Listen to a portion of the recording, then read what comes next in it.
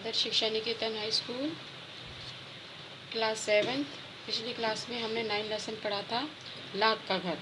इसको अभी आधा ये हमने कंप्लीट कर लिया था, परंतु इसका 10th के साथ पढ़ेंगे। 9th और 10th के क्वेश्चन एक साथ करने हैं। हमने पढ़ा था कि इसमें 9 लेसन में कि धृतराष्ट्र की अनुमति के साथ जो पांडव होते हैं वो वर्णावत के लिए निकल जाते हैं। वर्णावत में जो दुर्योधन होता है वो षड्यंत्र रच के उनके लिए एक लाख का घर बनाता है। लाख मैंने बताया था कि किसका होता है भाई, जो ऐसी चीज़ें होती है जो पिघल जाती है, जैसे घी, मोम, चर्बी आदि से बनती है।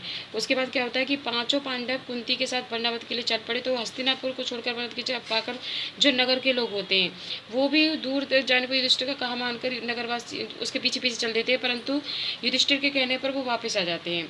तो इस प्रकार जो वो होते हैं पांडव से होते हैं वर्णावत पहुंच जाते हैं। वर्णावत में पहले ही जो पुरोचन होते हैं उसके लिए उनके लिए लाख का भवन बनाकर तैयार हो जाता है, और उनमें जो पुरोचन होता है, पुरोचन वहाँ का जो सैनिक होता है वो उसको वहाँ ले जाते हैं और वहाँ पर उन्हें ठहरते हैं। परंतु विदुर को ये सारी जानकारी मिल जाती है कि भाई पांडवों के साथ षड्यंत्र रचा रहा है। तो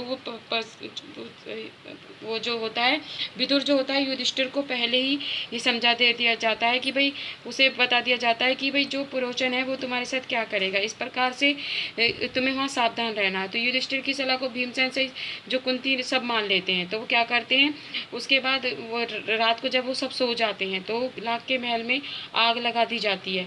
परंतु जो विदुर के द्वारा जो व्यक्ति भेजा जाता है वो एक सुरंग बनाता है अंदर ही अंदर और वर्णावत में। तो उससे क्या होता है, वो जो सारे जो पांडव होते हैं वो चार दीवारी से पार उससे सुरंग से बाहर आ जाते हैं।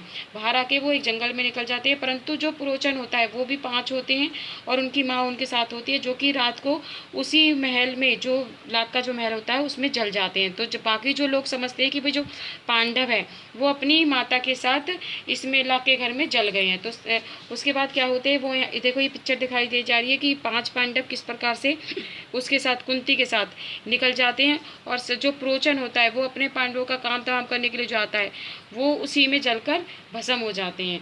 तो इस तरह से जो वो होते हैं वर्णावत से छूटकर हस्तिनापुर में खबर पहुंचती है कि पांडव जिस भवन में ठहराए गए थे वो जो जलकर राख हो गया और भवन को कोई भी जिंदा नहीं बचा। इस प्रकार से वहाँ पर जो होता है हस्तिनापुर में शोक मनाया जाता है। परंतु विदुर के द्वारा जो सुरंग बनवाई जाती है उसके द्वारा वो 5 पांडव जो है लाख के घर से बच निकलते हैं और एक जंगल में आ जाते हैं। जंगल में रात गुजारते हैं और रात गुजारते हैं, भूखे प्यासे रहते हैं। तो जो उसके बाद वो जंगल को धीरे धीरे पार करके वो एक घर जाते हैं। सूरज डूब गया होता है, रात हो जाती है। रात हो चलते चलते जो वो कुंती जो होती है वो पूरी तरह से थक जाती है। माता और पिता भाइयों का इस प्रकार से हाल देखकर जो भीम होता है वो बहुत व्याकुल हो जाता है भाई। तो वो क्या करते हैं, 5 भाई माता कुंती के साथ सामना करते हुए भाई एक उसका रूप रख लेते हैं, ब्राह्मणों का रूप रख लेते हैं और उस ब्रह्मचारियों का रूप धरकर वो एक चक्रा नगरी पहुँचते हैं। वहाँ एक चक्रा नगरी में वो क्या करते हैं, एक ब्राह्मण के घर ठहरते हैं। माता कुंती के साथ वो पांडव नगरी में जाते हैं, चक्रा नगरी में, और वहाँ पर एक ब्राह्मण के घर ठहरकर वो लोग क्या करते थे, भिक्षा मांगते थे। भिक्षा मांगकर वो अपनी माता को दे देते थे। जो उनकी माता होती है कुंती वो इनके 2 हिस्से कर देती थी भिक्षा के। तो एक हिस्सा जो है किसको मिलता था, उसमें से एक हिस्सा पूरा उसको भीम को मिलता था, और जो दूसरा हिस्सा रह जाता था उसमें से वो चारों भाई अपना बांटकर और उनकी माता उसको भोजन ग्रहण करती थी। परंतु तब भी उसका जो भीम था वो उसकी भूख नहीं मिटती थी। इस प्रकार वो चक्रा नगरी में अपना जीवन व्यतीत करने लगे थे।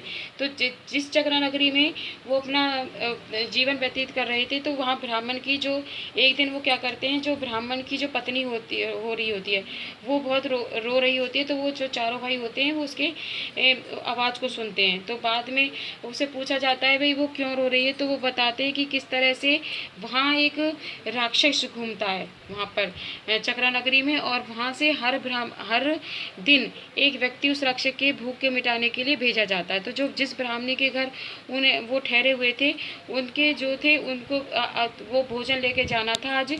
तो उसमें क्या करता था, जिस गुफा में वो रहता था, राक्षस रहता था, उसमें ही आज उसके पुत्र को, आज उसके बेटे को भोजन लेके जाना था। और उसके क्या करता था, वो जो राक्षस होता था जो भोजन लेकर जाता था उस व्यक्ति को भी खा जाता था, और जो भोजन होता था उसको भी खा जाता था। इस राक्षस का नाम था बकासुर। परंतु जो कुंती होती है, वो कुंती उस ब्राह्मणी से कहती है भाई आज आपके पुत्र नहीं बल्कि मेरा पुत्र जो है इस भोजन को बकासुर के लिए लेकर जाएगा। परंतु युधिष्ठिर कहता है कि ये क्यों है, तो वो उसको समझाती है कुंती कि हम इनके घर अतिथि हैं, इतने दिनों से इनके साथ रह रहे हैं, तो एक अतिथि का भी ये कार्य बनता है कि हम उनकी जिनके साथ हम रह रहे हैं उनकी सहायता करें। तो भीम को इसके लिए चुन लिया जाता है। तो भीम जो है एक वो गाड़ी तैयार करता है। तो जो गांव के लोग होते हैं वो सारे क्या करते हैं, इधर देखिए उस गाड़ी में जो भोजन सामग्री रहती है उसमें उसको डाल दे, गाड़ी में सब भोजन सामग्री रख देते हैं।